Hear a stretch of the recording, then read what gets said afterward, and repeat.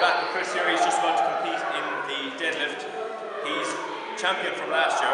So Chris, coming up to your lift now, at this time of the day, you're lifting in 2 minutes. What's going through your head at this time? What's happening with nutrition? What's happening with, or is that done now, all that sort of stuff? Well, like basically, so I had to drop weight pretty quickly last week, and so now I'm kind of at the stage where I've been low carb for the last kind of like 2 weeks, panicking, trying to cut down for other things, and now we're trying to get the balance between carbing up and keeping your weight low for the ratio and the lift. So the last few days I've just been kind of sensible enough. Yesterday I just had really high carbs. This morning just been carbing up a lot of weight, a lot of kind of simple sugars, jelly beans, that kind of thing, to just make sure there's a lot of glucose in my bloodstream, and just kind of, you know, a few glycogen and things like that. So getting a lot of water in is important as well, because you know you want to be properly hydrated and things like that. So like, I'm not sure if people saw our last video or are aware of how these kind of shows work, but we lift with, as you know, body weight to weight lifting. Are you a fan of that kind of structure, or are you kind of...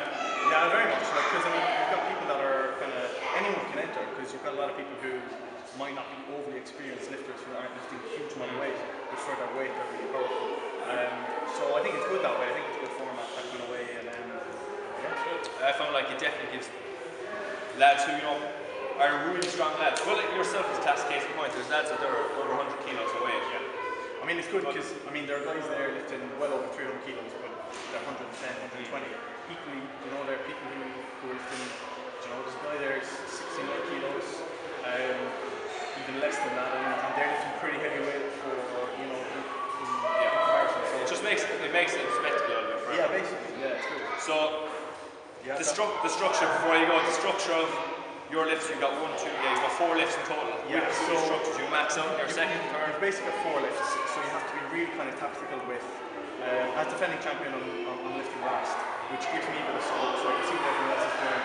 The thing is, you need to structure so that you do it at the right time. If you fail, you know, it's really difficult to come back from that, because literally, fail lift, your time of attention as you're failing is basically doing like 2 to 3 reps of that weight. So you need to make sure you don't fail. You need to warm up, but at the same time you need to judge and see what everyone else is doing. So if the ratio in terms of body weight lifting is different, then, you know, there's no point in me lifting twice my body weight if someone else has already lifted 3 times their body weight. If I'm warmed up, then I might as well just go straight in, pick them off, pick them off, pick them off. So just be tactical. One last question before you go. Just before you go on to lift, what's your warm-up schedule? Are you banging out sets of 10 or 15, or is it single lifts? Literally, we'll just warm up really, really light.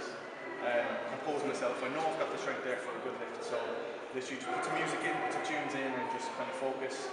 I'm not one of those overly aggressive kind of lifters. I just like kind of keep it a bit casual. You know, just kind of not that confident, but you know, I'm confident in my abilities. I know I can lift, but also know I can't lift. So you need to be realistic as well. Chris, best luck. Brilliant. Thanks.